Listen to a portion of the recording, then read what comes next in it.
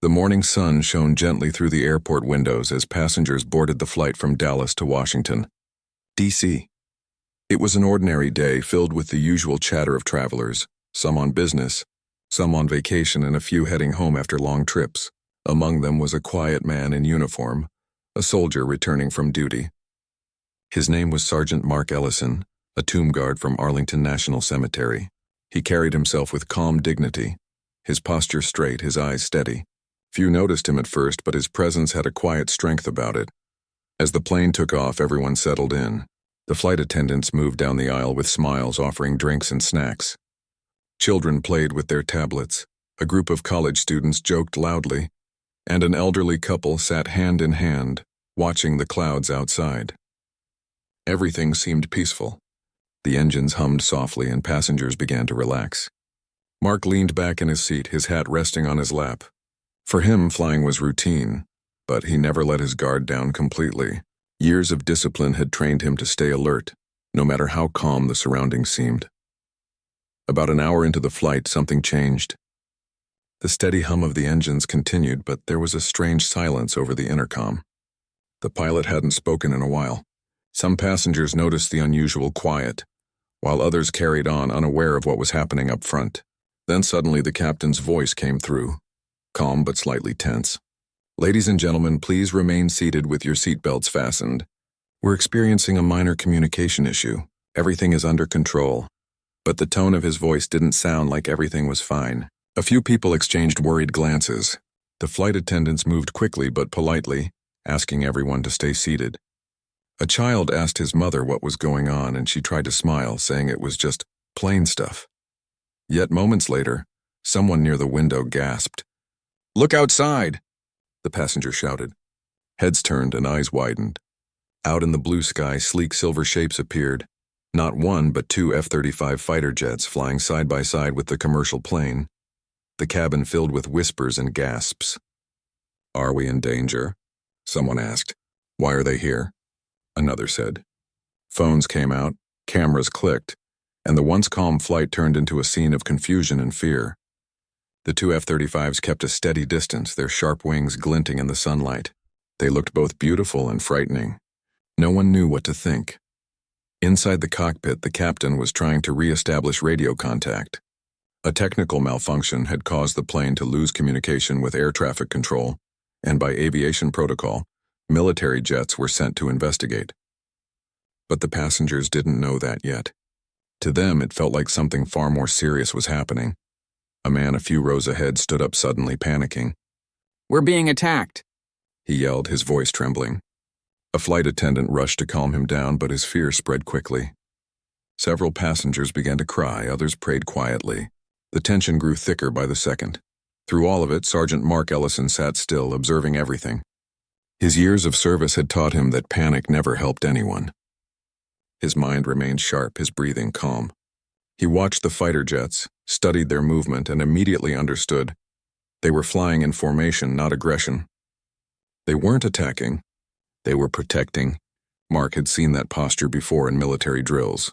He knew that as long as the F-35s maintained distance and didn't tilt their wings, it meant there was no immediate danger. He could see how frightened everyone around him was. The woman next to him clutched her purse tightly, whispering prayers under her breath. A young boy across the aisle was crying softly, asking his father if they were going to crash. The father tried to be brave, but his face was pale. Mark leaned slightly toward the woman beside him and said gently, "Ma'am, they're just making sure we're safe. That's standard protocol. We'll be fine." His calm tone surprised her. She looked at him with worried eyes but nodded slowly, her breathing beginning to steady. Minutes felt like hours. The F-35 stayed with the plane, one slightly above and the other slightly below. Passengers whispered theories. Some thought there was a threat on board. Others believed the plane had strayed off course. Fear turned into frustration as people demanded answers. A flight attendant tried to calm the crowd, but her own voice shook a little. Mark decided not to stand yet. He didn't want to add to the chaos. Instead, he sat quietly, projecting calm. His stillness began to catch people's attention. Some passengers near him started to feel reassured just by looking at his composed face. The same discipline he had practiced for years at the tomb of the unknown soldier. The unbroken posture, the steady gaze, The control over emotion was now helping everyone around him. He thought back to his duties at Arlington. For countless hours he had walked his post, guarding the tomb no matter the weather or time of day. Rain, heat, or snow, his steps never wavered. Honor and duty had become part of who he was. And now, sitting on a trembling plain surrounded by fear, those same principles guided him again. Suddenly, the captain's voice returned over the intercom, calmer now. "Ladies and gentlemen, we've regained communication with air traffic control. The military aircraft beside us are just confirming our safety. There is no danger. Please remain seated and we'll continue to Washington as planned." A collective sigh spread through the cabin. Some clapped softly, others cried in relief. The F-35s held their position for a few more minutes before slightly tilting their wings, a traditional military signal meaning mission complete. They then pulled away gracefully, disappearing into the clouds. People began to talk again, but this time with relief in their voices. The man who had panicked earlier apologized to the flight attendants. The child who had cried earlier now looked out the window in awe, telling his dad, "They looked like superheroes." Mark smiled slightly but said nothing. He leaned back in his seat and closed his eyes for a moment, taking a slow breath. The crisis had passed, but what stayed in his mind was how easily fear could spread, and how one person's calm could help stop it. He didn't know that his quiet strength had been noticed by more people than he realized. For many passengers on that flight, the image of the calm soldier sitting tall while everyone else panicked would stay in their memory long after they landed. The plane continued its steady path toward Washington. The skies were clear again and the passengers finally relaxed. But for Sergeant Mark Ellison, it wasn't just another flight. It was another reminder that duty and courage aren't always shown on a battlefield. Sometimes they're shown in silence, 30,000 feet above the ground. The passengers slowly began to calm down after the pilot's announcement, but the tension in the air didn't disappear completely. People were still whispering, glancing nervously at the windows and trying to make sense of what had just happened. The two F-35 fighter jets were still flying nearby, their presence both comforting and intimidating. Some passengers couldn't shake the fear that something else might go wrong. Sergeant Mark Ellison sat quietly, his hands folded in his lap, observing the uneasy faces around him. His military instincts told him the danger had passed, but the fear among the people hadn't. He had spent years training to stay calm in the most stressful moments, standing guard in silence for hours at the tomb of the unknown soldier, where even a single step or movement had meaning. Now that same discipline was needed here. A young woman sitting across the aisle suddenly began to cry. "I can't breathe," she said, her voice trembling. Her friend tried to comfort her, but she was shaking badly. The flight attendant hurried over, speaking softly, but the woman's fear only seemed to grow. "What if we lose contact again? What if the jets come back?" she said between gasps. Mark took a slow breath and turned slightly toward her. His voice was calm and steady, the kind of tone that made people stop and listen. "You're okay," he said. "We're safe. The pilots are talking to control now. The jets are just watching from a distance. It's their job to make sure everything is fine." Something in his manner, the authority without arrogance, the calm without coldness, began to ease her panic. She looked at him and nodded slowly, her breathing returning to normal. The flight attendant gave him a grateful look, as if silently saying thank you. But not everyone was as calm. In the back rows, a man stood up suddenly, his voice loud and panicked. "They're not telling us the truth. We could be in danger," he shouted. A few others began to murmur, their fear reigniting. One older man tried to tell him to sit down, but the panicked passenger wouldn't listen. The flight attendants rushed to the back, trying to calm him, but the tension was building again. That was the moment Mark knew he had to act. He rose slowly from his seat. Even in that simple movement, there was confidence, not from pride but from purpose. As he walked down the aisle, people turned to look. His uniform caught their attention. The sight of a soldier in control brought an unexpected sense of comfort. He reached the back of the plane where the frightened passenger was still talking loudly. Mark spoke softly but firmly. "Sir, please take a seat. The situation is under control. The crew is doing their job and the fighter jets are protecting us, not chasing us." The man looked at him, still breathing hard. "How do you know that?" he asked suspiciously. Mark held his gaze, his voice calm and even. Because I've worked with them. I know how they operate. If we were in danger, they wouldn't be flying like that. They'd be signaling or giving instructions. Right now, they're just making sure we're okay. The man hesitated. The passengers around them watched quietly. Mark's words, said with confidence and kindness, carried more weight than any technical explanation. Finally, the man nodded and sat back down. The flight attendants exhaled with relief. Mark stayed standing for a moment, scanning the cabin. Everyone, he said, addressing the passengers in a calm, reassuring tone. We've been through a scare, but everything is fine now. The pilots in those jets outside are professionals. They know what they're doing. Let's trust them and stay calm. Fear doesn't help. It only makes things harder. There was silence for a moment, then a few people nodded. The quiet voice of a soldier had done what no announcement or instruction could. It brought peace to the cabin. As Mark returned to his seat, a little boy sitting by the window looked up at him with wide eyes. Are you a real soldier? He asked softly. Mark smiled and nodded. Yes, I am. The boy grinned, his earlier fear forgotten. Then we're safe, he said confidently, turning to his mother. She smiled through teary eyes and whispered, Thank you. For the rest of the flight, the atmosphere began to change. The fear that had filled the air slowly turned into quiet respect. People spoke in hushed voices, sharing their relief and gratitude. The flight attendants, who had been on edge, started to smile again. One of them stopped by Mark's seat and said quietly, Thank you for helping. You don't know how much that meant. Mark shook his head humbly. I just did what anyone would do, he said. But deep inside, he knew not everyone could have done the same. His years of standing guard, his silent service in front of the tomb, had taught him how to stay calm when others could not. He looked out the window and saw the F-35s still gliding beside them, distant but watchful. There was something beautiful about their precision, the way they moved in perfect coordination. He felt a sense of pride, knowing those pilots were part of the same brotherhood of service he belonged to. They were protecting lives quietly and efficiently, just as he had always done.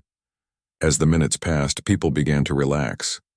The flight attendants served water and snacks again. Laughter slowly returned in small bursts. Someone joked about telling this story to their friends, saying, Who else can say they flew next to fighter jets? The mood shifted from fear to fascination. Mark leaned back, feeling the calm return. He thought about his duty at Arlington, where silence and honor went hand in hand. There, his role was to remind the world that sacrifice never fades. On that plane, his role had been different, but the heart of it was the same. To bring calm and strength when others needed it most. As the clouds passed beneath the wings and the light outside began to dim, Mark closed his eyes for a moment. He could still feel the nervous energy in the air, but it no longer controlled the passengers. They were steady now, their fears soothed by reassurance and trust. He thought of something his commanding officer had once told him. A soldier's strength isn't just in his hands, it's in his presence. That truth had revealed itself clearly that day. Mark hadn't needed a weapon or a command, just calm words, steady eyes, and an unshakable sense of duty. The plane continued its journey smoothly. The passengers rested, some even smiling as they looked out at the fading jets disappearing into the clouds. The danger had never been real, but the fear had been, and Mark had faced it head-on, not with force, but with grace. For everyone on that flight, he wasn't just another passenger anymore. He was the quiet hero who stood up when fear tried to take over. A man who carried peace not because he was told to, but because it was who he was. The passengers on the plane were finally beginning to breathe normally again. The fear that had once filled the cabin had faded into calmness. Through the windows, the two F-35 jets still glided gracefully beside them, their sleek forms shining in the afternoon sunlight. But this time, the sight didn't bring fear. It brought comfort. Everyone now understood they weren't under threat. The jets were there for safety, not harm. Sergeant Mark Ellison sat quietly in his seat again. His calm eyes watched the clouds passing below. Around him, people whispered softly, some even smiling as they shared what had just happened. The air that had once been filled with panic now carried a quiet sense of admiration. For the pilot who stayed calm, for the fighter jets protecting them, and especially for the soldier who had stood up when everyone else was afraid. A little girl walked down the aisle with her mother and stopped beside Mark. She looked up at him shyly and said, "Thank you for making everyone feel safe." Mark smiled warmly. "You're very brave too," he said gently. The girl grinned and handed him a small piece of candy she had been saving. "For you," she said proudly. Mark accepted it with a kind nod. The moment was small, but it touched his heart deeply. A few rows behind, one of the flight attendants whispered to another, "That soldier is something else. Did you see how calm he was?" The other nodded.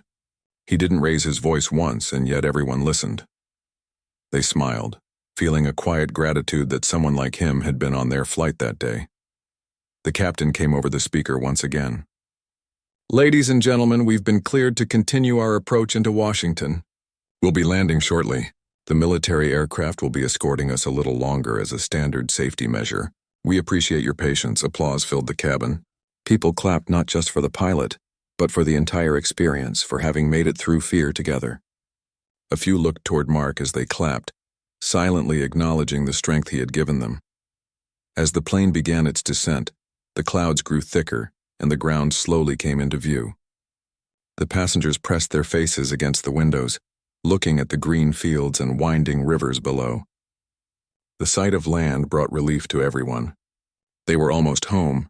The two F-35s remained close by, moving in perfect formation.